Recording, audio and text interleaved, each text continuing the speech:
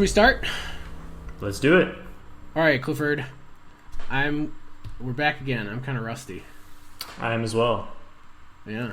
All right. How you doing? Doing well. Yeah. Spring is in the air here in Austin.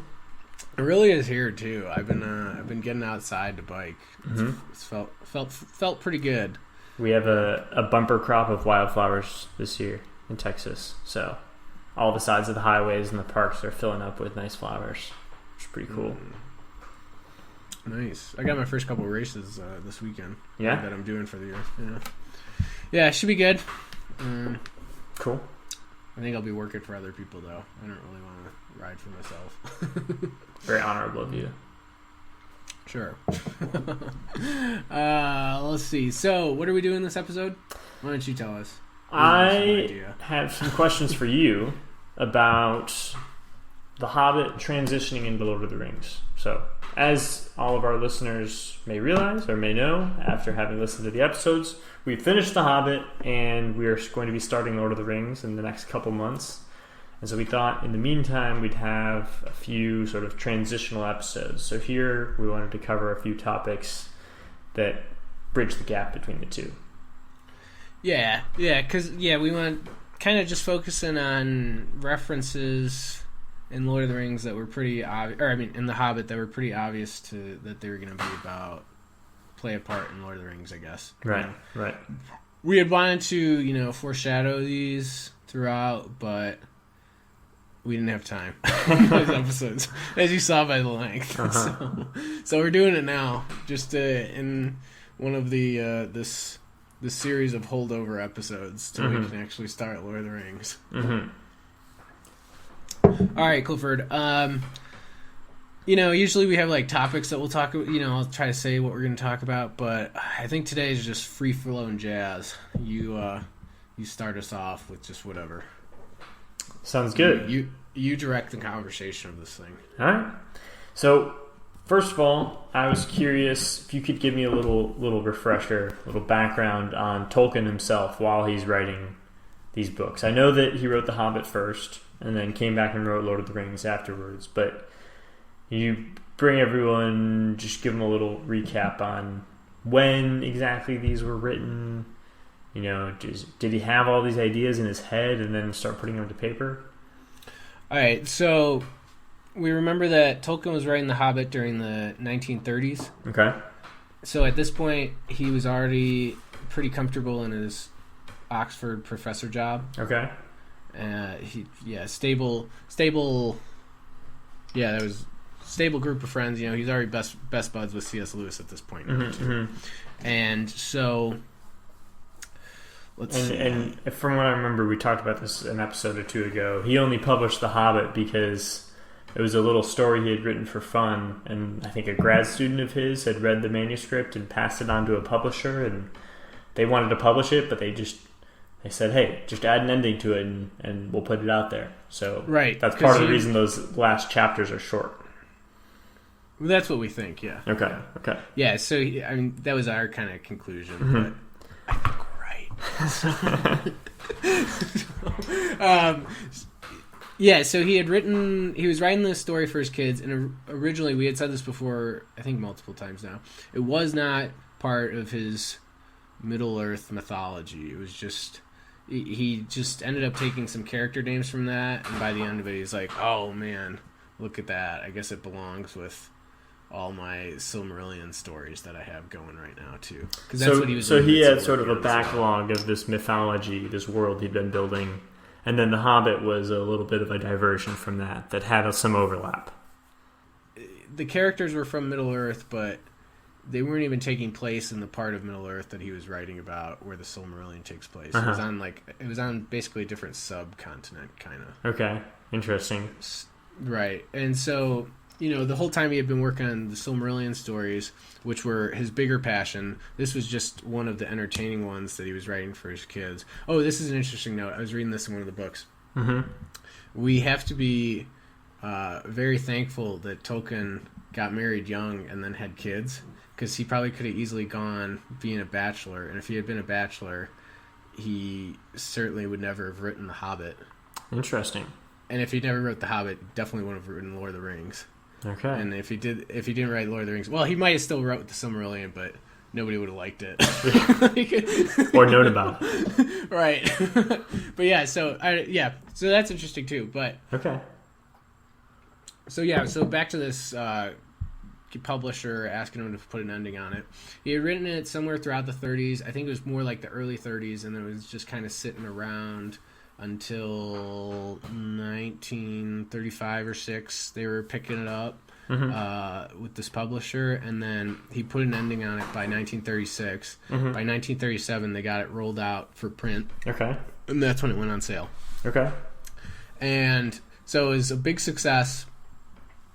And though Tolkien wasn't well off from the profits yet, or I don't know if he ever would be from the Hobbit profits, but it was a big success that they wanted a sequel. And so this book, if you remember the ending, I'll actually read it. You want to read that one? Do you have the book on you? Sure, I do. All right. Very end or second to last chapter? The last chapter, and then it's the white space, right above the white space. Right, so he was trying to figure out what he would even do for a sequel, and he was pretty tied because he gave Bilbo a pretty happy and pretty sound ending. Yeah. If you want to read that.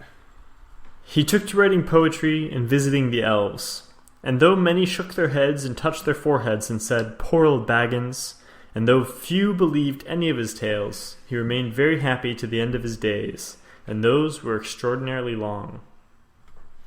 Right, so remained happy till the end of his days and were extraordinarily long. So, I mean, I guess he could go on, like, another adventure, but he has to be happy the whole time. He's sort of lived happily ever after. Right. Has been thrown out there and can't be retracted. Though other stuff was retracted, as we'll see later in this episode. Okay. But yeah, he was pretty... He definitely thought he was in a bind with that one, so...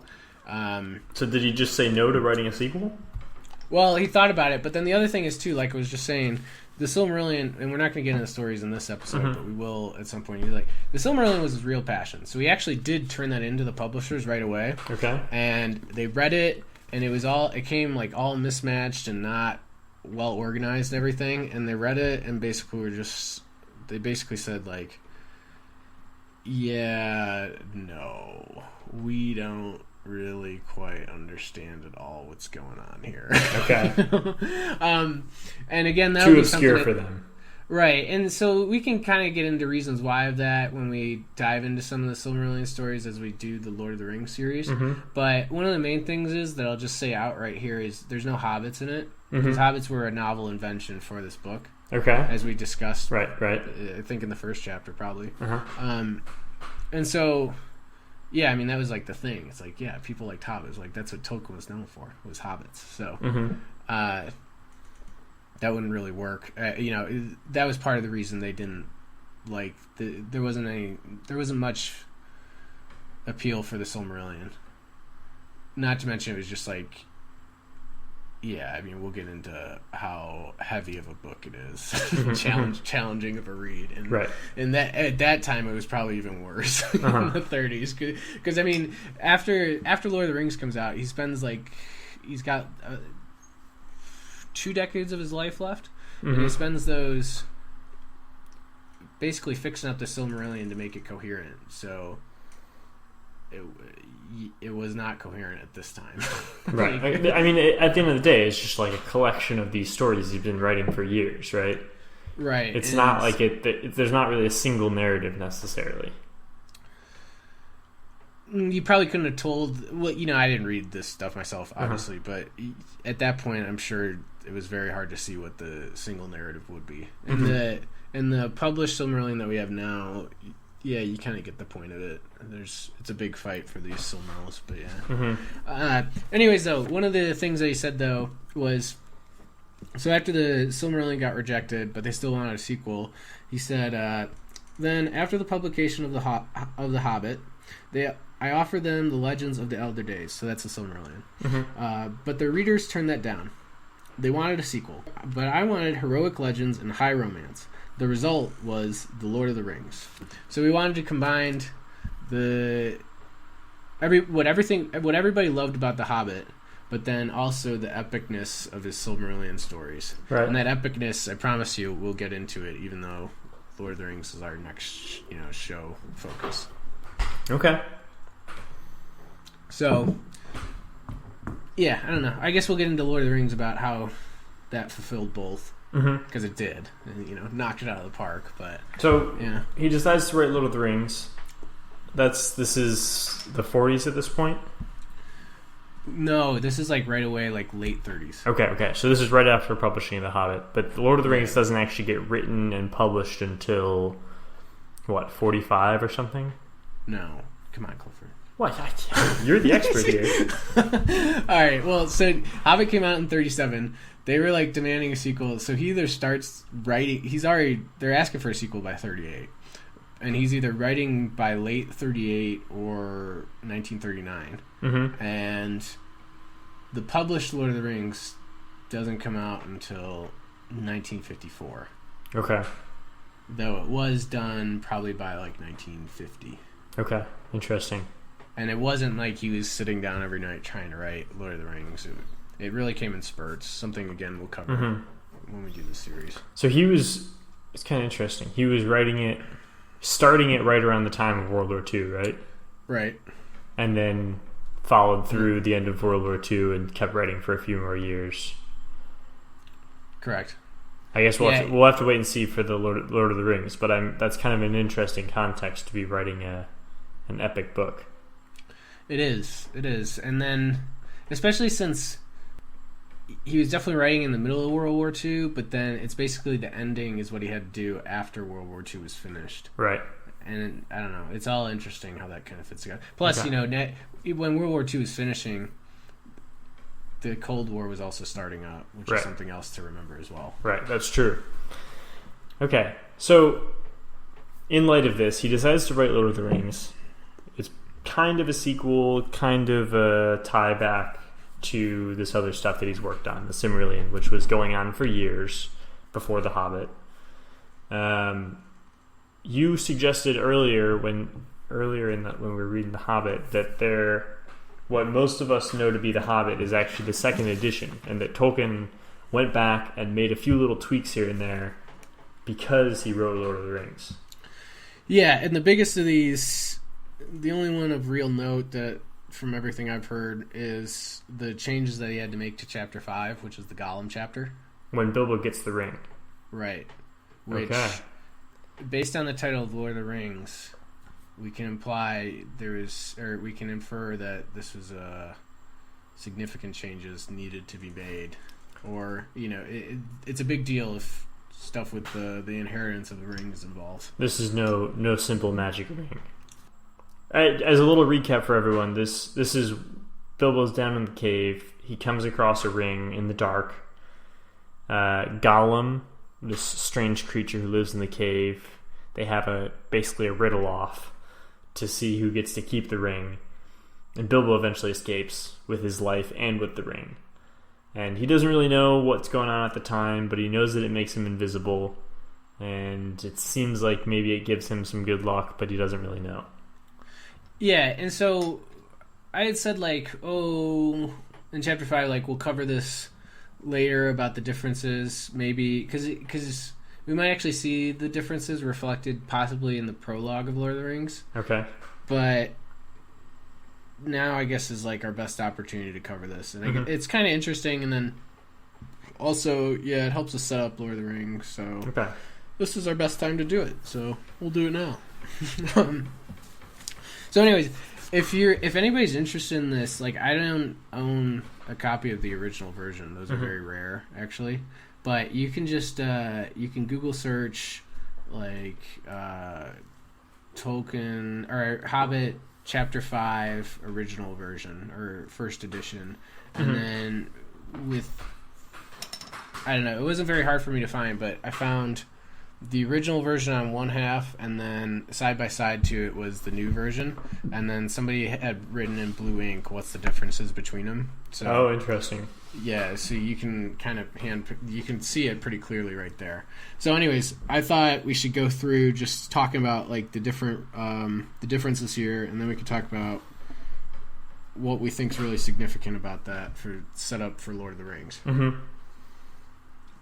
All right, so everything's the same with how that chapter, if you remember, it starts with Bilbo's wakes up in the dark, and then he has to he's just groping around in the dark, and he finds a ring, and he's like, oh, cool, that's sweet. That's the same in both. All right, then he meets Gollum and everything, and then like they start saying some sort of riddle. There's one riddle that after one riddle, Gollum's saying like, oh, we should have a riddle contest, you know? And so in both situations, Gollum says, if Gollum wins, we get to eat you. And then, but then here's the first major difference is, if Bilbo wins in the new version that we read, that most people have read, it says Gollum will have to show Bilbo the way out. Okay? But in the original version, Gollum says if Bilbo wins, he'll give him a present.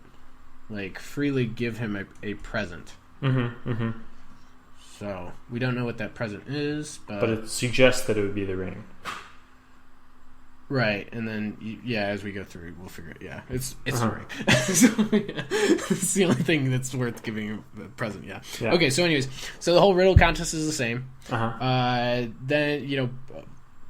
Bilbo gets to, oh, what's in my pocket? You know, that's his last riddle. You remember that? Right, yeah. Okay, yeah. Okay, so then in the new version, Bilbo says, so in the new version, after Bilbo says that, Bilbo's like, well, he doesn't really trust Gollum, even by the ancient laws of the riddle game. It also mentions that Bilbo's riddle wasn't a legit riddle. And so Bilbo's what's the word?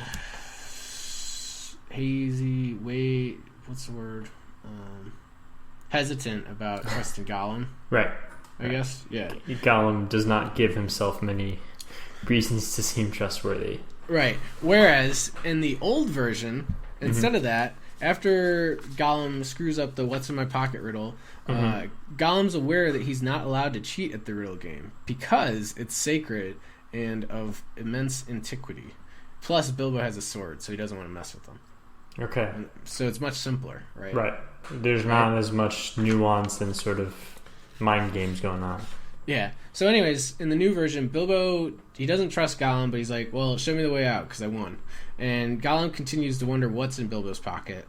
Then Gollum says he's going to get his birthday present, which that's the ring, but at that point we don't quite know what Gollum means by birthday present. He mentions, the narrator mentions rings of power that can turn you invisible, and that's what Gollum's going for. He's going to get his birthday present, which is the ring, and then he's going to use that to sneak up and kill Bilbo. Okay. But he can't. He shrieks because he can't find it. So that's the new version. Meanwhile, in the old version, Bilbo asks for the present that he won, and Gollum dutifully goes to get the ring, but he wails because he can't find it. And so, right. All right, so we're still at the same point in both of those. So then the new version goes on with, Gollum keeps asking Bilbo what he has in his pocket. Meanwhile, in the old version, now it brings up how Gollum owns a magic ring, and that was what he was going to get for the present. Like, they're basically saying, like, yeah, this is a magic ring. And Gollum says, he looks for the ring and everything, and he just comes back to Bilbo, and he's like, hey, sorry, dude, I can't find it. And he's like, I can go catch you a fish as a consolation prize. Bill was like, no, that's gross. I don't want that. Yeah. So then, at this point in the new version, Bilbo he's feeling around like, what is in my pocket? And he feels the ring and he slips it on. We remember this. And then Gollum comes back because Gollum's figuring out, Bilbo has the ring that I was going to use to go sneak up on him and kill him. But Gollum was Gollum was thinking Bilbo doesn't know that he should put it on because it would turn him invisible. And Gollum can't find Bilbo on the shore, which Bilbo is surprised about, but then Bilbo realizes he's invisible. And Gollum starts walking back up the passage because he's like, well, Bilbo must have gone up here. I gotta go sneak after him before an orc takes it from him. Right. And then Bilbo can easily follow him to get out. Right? That's the old version. Or that's the new version. In the old version,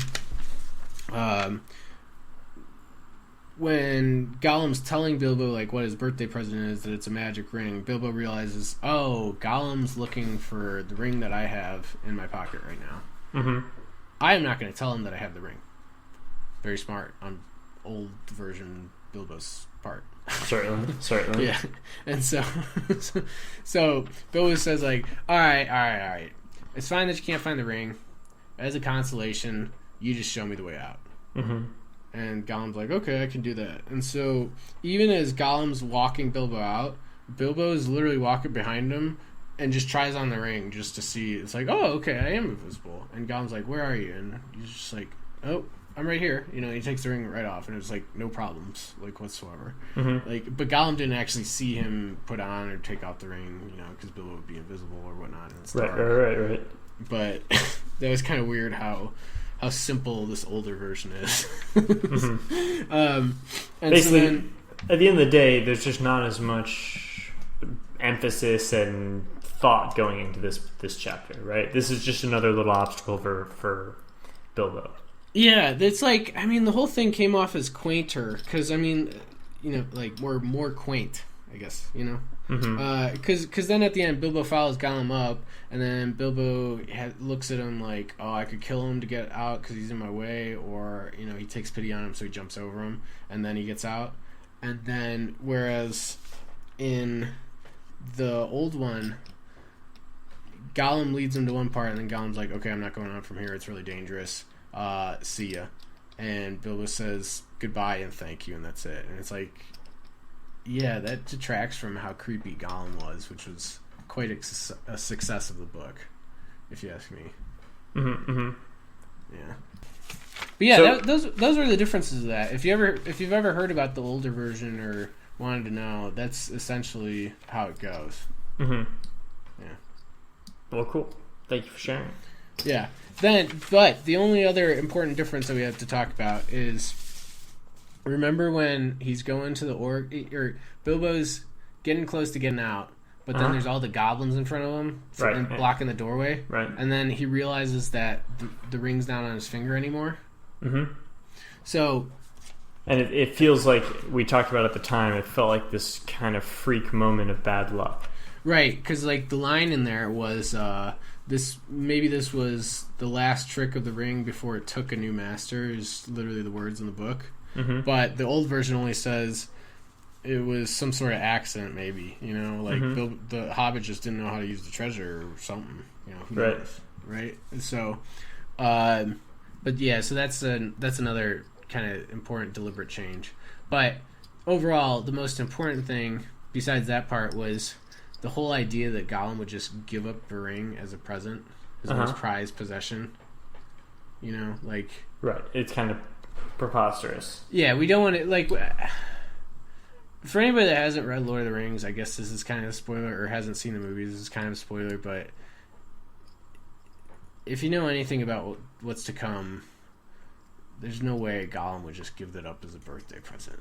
Or give that away as like a prize for winning a game. You know?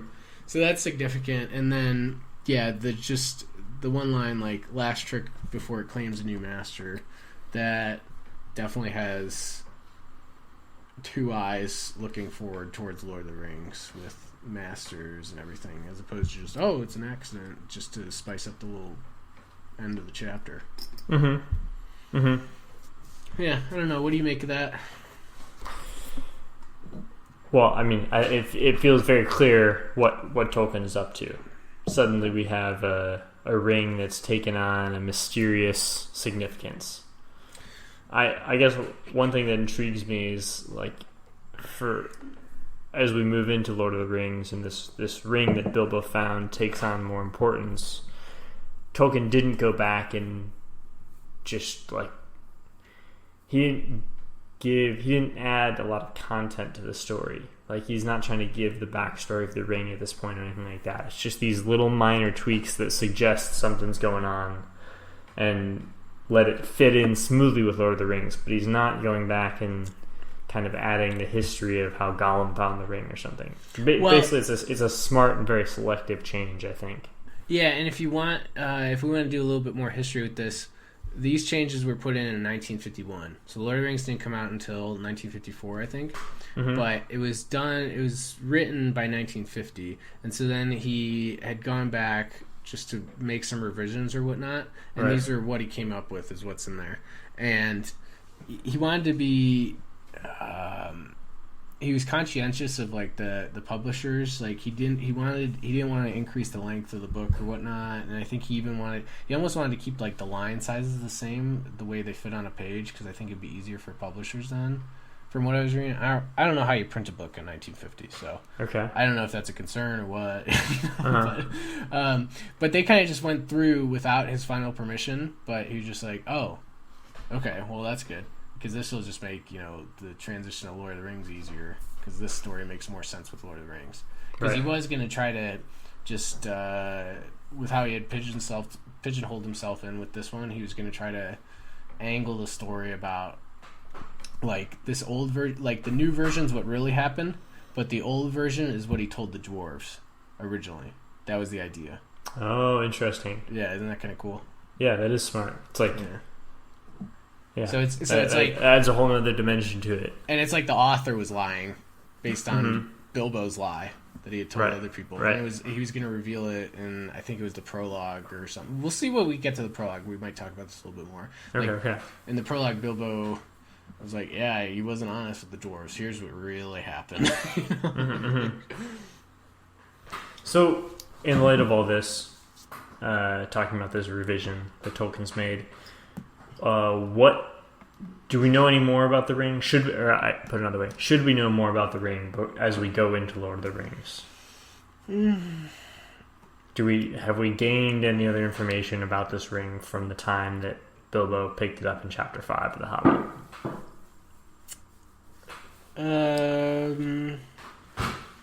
Not really, because it's really only that chapter that it's chapter. I think we mentioned this when we were doing the Gollum chapter, but.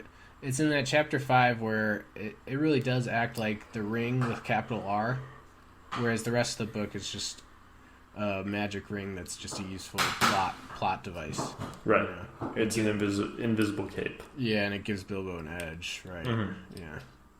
Okay. As we talked about. Yeah. Because this, if just to rehash that, this was without this, Bilbo probably wouldn't have gotten the respect of the dwarves at the beginning there in those early chapters. Like this is what helped him get the respect. And really at every point after this, it's critical to his performance in these adventures. Right. Yeah. Mm-hmm. As these obstacles, I should say. Like as he's going into fight, he can become invisible, and that lets him get around obstacles and escape and be a burglar. Mm-hmm. Which is very useful. Anyways, so. Why Bilbo, if we have any better sense now than we did before about why he's the one who gets the ring and why he's the one who's, the focal individual of the story? What does this take on any greater significance going into Lord of the Rings? I feel like we can partially answer that now. We can't fully answer it. Because I think the part we can't fully answer is, well, why did Gandalf pick Bilbo? It's like, okay, he wanted somebody else to be a burglar that wasn't a dwarf because he didn't want Smaug to recognize the scent of it. Because we remember the dragons have a great sense of smell and know what dwarves smell like. Right. And want to eat them. Yeah, so that was a good candidate that, okay, we need a hobbit. Mm-hmm. But why Bilbo? Why did he pick him specifically? I don't know if we can really fully answer that yet. Besides that, now that we finished the adventure, it's like, well, Bilbo was a good candidate. We can say that now. I mean, certainly, he proved himself. Do you think does it show Gandalf had some amount of like premonition or not being able to read the future, but kind of look forward and understand or predict some truths. Yeah, we've talked about that a little bit for this, that Gandalf, he's got that ability, like, we were saying, like, he really trusts the good luck almost to a dangerous level. Like, you just might survive if you stick to everything I say, right? So that's definitely going on here too. Is he looking directly into the future, like into some crystal ball, and he knows that everything's going to turn out well? Highly doubtful, but maybe. I don't know. But he's... I don't know. Well, so let's say independent of Gandalf, because we don't totally know what's going on in Gandalf's head, we get a sense that Bilbo was a good guy for the job. It doesn't go beyond that at all. Is it important that it's Bilbo and not some other hobbit or not some other character? Well, that's kind of hard to say because we don't know any other hobbits right now. Well, we could tell, at least of his community and his family members, he's a little bit of an oddball. It suits him. He likes it. But he wasn't an oddball before he left. If somebody else had gone, he would just think the guy that came back was an oddball too. Perhaps, but he's got this adventurous side from one part of the family. He's kind of by himself, or like fairly alone, sort of isolated between different sides of the family. Has no family, no immediate family, no nuclear family. So all those contribute to him kind of playing this role, but I don't know.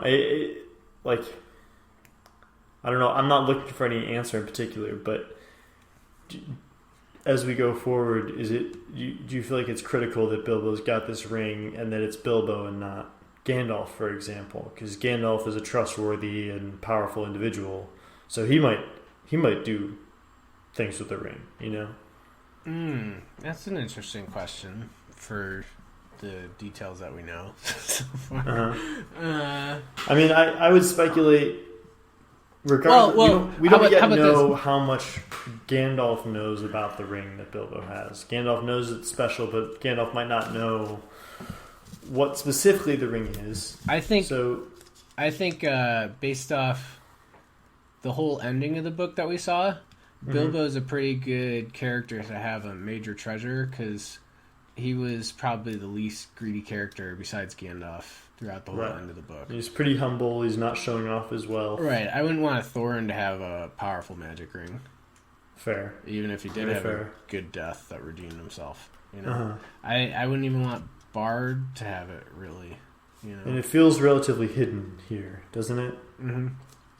Yeah, it seems like safe in a way. And simple. Okay. Okay. It seems, in Bilbo, it's like... And maybe harmless. Yeah. Well, or he would just use it for harmless purposes if he uses it. Like Bilbo could use it for practical jokes because he's the crazy relative at this point, Right. He becomes invisible at the family party. Yeah, sure. Are you trying to give away give ideas? Oh no, I don't know why. That was just a random thought I had. I don't know where I got that. So, Gandalf. What was Gandalf up to for most of The Hobbit? Can we reveal any of these secrets? All right. So, for a little recap for everyone, Gandalf was gone for a pretty significant chunk of The Hobbit. He left the dwarves and Bilbo after the Misty Mountains, and then he returned at the end before the Battle of the Five Armies. But in the meantime, he was gone. I'm sorry, I misspoke. He went with them through Bjorn's Hall, right? He left them at Mirkwood. Right, at the start of Mirkwood. Right. And they did the rest by themselves. Right. All right, so here's the deal. We might, as we do this conversation, I don't know how this is going to go, so we might accidentally do we'll just put spoiler alert on now. If for anybody that's read the books or seen the movies, don't worry at all. If you somehow haven't read the books or seen the movies, I don't know. It won't kill you if you miss this part and you just want to stop now, because you want no spoilers whatsoever. So we'll just go on. Anyways, Gandalf, as we knew from the book, at this point was dealing with the necromancer. Okay. We heard brief mention of him in The Hobbit, right? Right. So the main mentions, I believe, were kind of the first chapter. And then... Did they mention it at the end? I think they did with Elrond. Gandalf, I think, mentioned it to Elrond, giving his recap of the previous events. Yeah. All right. So we're going to kind of talk about the necromancer a little bit here. And we might spoil his identity. And I know that we discussed it a little bit... No, I take that back. We might have mentioned that the Hobbit movie, which is a poor reference for most things, conflated the necromancer and Azog, the pale orc. Conflated them? Made some association between them. Oh, we might not have had in the book. Actually, we might. So let me just go in here. All right. Okay. So, anyways, here's where Gandalf is going. We're gonna lay this. We're gonna lay this out. He was going to a place called Dol Guldur. Yeah. Sorry for my pronunciation. Whatever. I'm not the best at that. Anyways, that's just in southern Mirkwood. So we actually didn't go relatively far away. It's not like he went to some different continent or something crazy. Right. All right. So because they kind of traveled. Definitely in like the top third of Mirkwood, the dwarves and Bilbo to get across. He was going to like the bottom third of it. And you should be able to see all of this in the map at the start of The Hobbit. Yeah. Does it label Dol Guldur? I'm not sure that it does. But... No, I think it's too far south. Okay. Yeah, does it in the Lord of the Rings book? Let me check. It might. Let's see. Where's my map? They're at the back.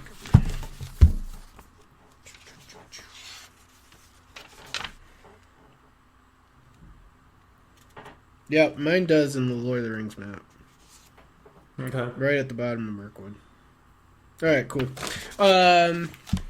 So he's going there, and this is like some old, huge, creepy fortress that's been super creepy for hundreds of years at this point. Right. Just bad aura all around it and everything like that. And so what he was doing was he was fighting the necromancer there. So now here's the deal. Dol Guldur, when I say hundreds of years, it's pretty close to 1,000 years. It's been a pretty bad place. And that's kind of any of like the bad stuff that's in Mirkwood, like all the evil things like the spiders and everything, it probably kind of spawned from there. Because originally, long ago, Mirkwood's name was Greenwood, because it was very peaceful and green and happy. Greenwood's a much happier name than Mirkwood. Certainly. Right? Okay. And so now, Gandalf's going to Dol Guldur. This is going to be the big show this time. He's visited there on multiple occasions before, kind of just spying, basically. One time, he actually... there was an original time where the necromancer was there, and he didn't really know what it was, but he just cast it out and like pushed it away or whatnot. Gandalf did. Yeah. So made it leave Dol Guldur, probably Mirkwood as a whole. So the necromancer is like a spirit or something, or a creature. Sorcerer is the best. Sorcerer, as opposed to wizard. I don't know. Slight differences, I guess. Okay, so maybe of a similar stature to Gandalf, but in a bad way. Right. Yeah, possibly. Okay. Yeah, we gotta... Okay. We can... Yeah, whatever. Anyways, so then, let's see.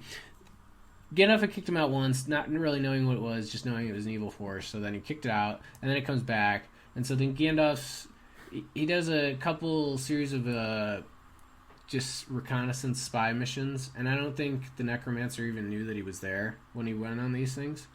But on his most recent one, he went there because he was before the Hobbit here. The most recent mission, he had gone out and he had actually identified who the necromancer finally was, and it was his worst fears come true because it's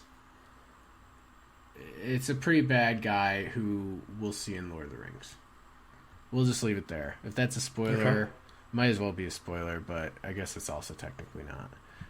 right? Mm-hmm. And so, anyways, this guy was he knows the necromancer too is like interested in rings of power, rings like Bilbo's ring, something like that. Where they can turn you invisible if you wear them or whatnot, or probably hopefully greater things than that. Because maybe invisibility, it's like that's cool, but I don't know.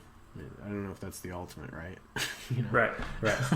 To be determined, I guess. But anyways, one of the other interesting things he found in there was Thorin's father, Thrain. Okay. And Thrain was there because he had been pursued by the necromancer and his evil servants, because Thrain had one of the rings that the necromancer wanted. Interesting. So Thorin's dad had a ring of power, is what we're saying. Which, that is kind of interesting. Anyways, by the time Gandalf found him, based on the book, and this is in the first chapter, Gandalf said he's there, and he just barely escapes alive. Okay? Thrain does. No, Gandalf. Or Gandalf does. Gandalf himself barely escapes alive.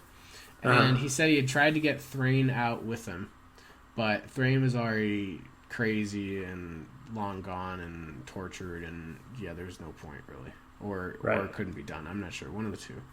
But what Thrain had pressed upon Gandalf was, here's a map and here's a key. I want my son to go back to the Lonely Mountain. And that's where we catch up with in the first story.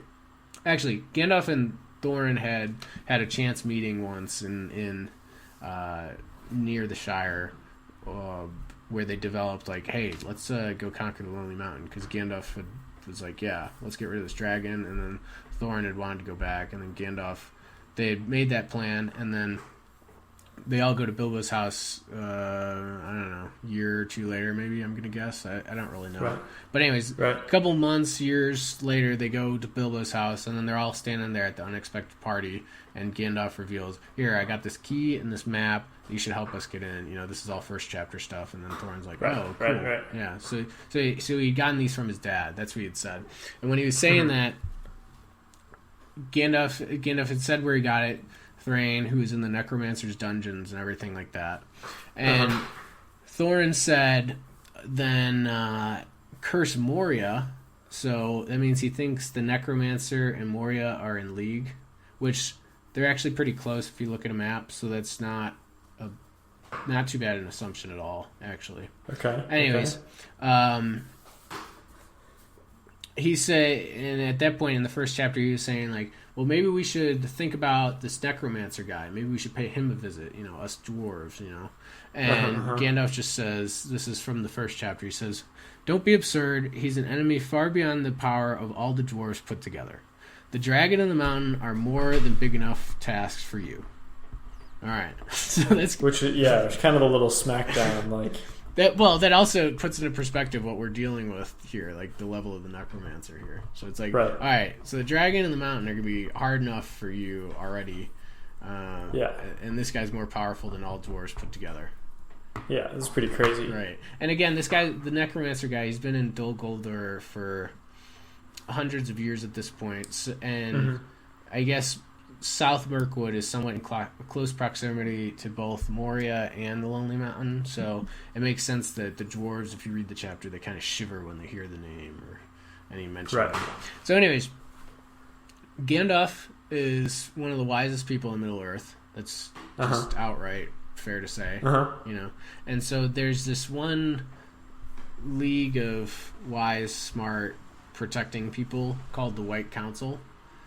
We don't really know who else is in there yet, and who's fully in there. I really don't know myself. I'm kind of confused by it sometimes.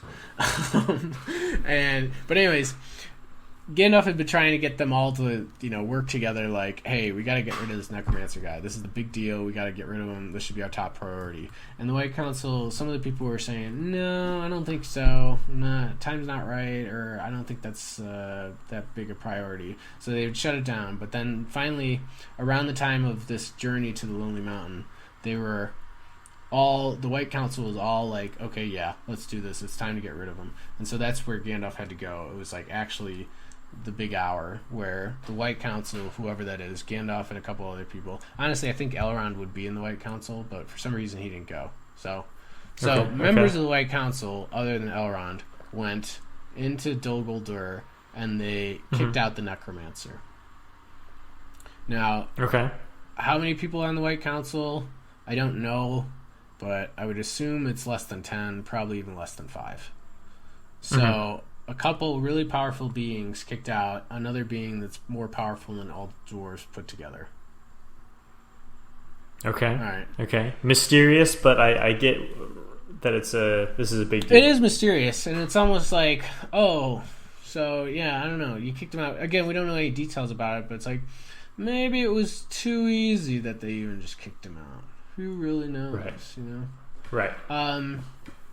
But other than that, he's a powerful guy, and then I guess we're saying the minor spoiler that, yeah, he's a powerful character in Lord of the Rings as well. Mm-hmm. That's about all we know on the Necromancer. Okay.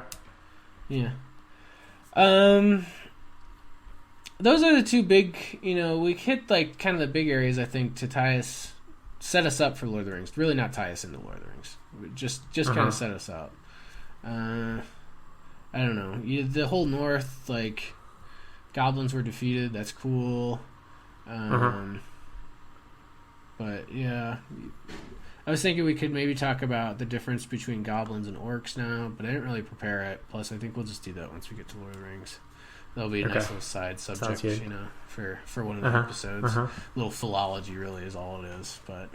I was going to ask, I actually had a brief philology question. Necromancer is a really specific word that literally means like bringing up the dead, right? Yeah, didn't we look this up the last time? I thought we were getting into that a little bit. Yeah. Oh, yeah, okay. I remember talking about it a little bit. Right, okay, go on, though.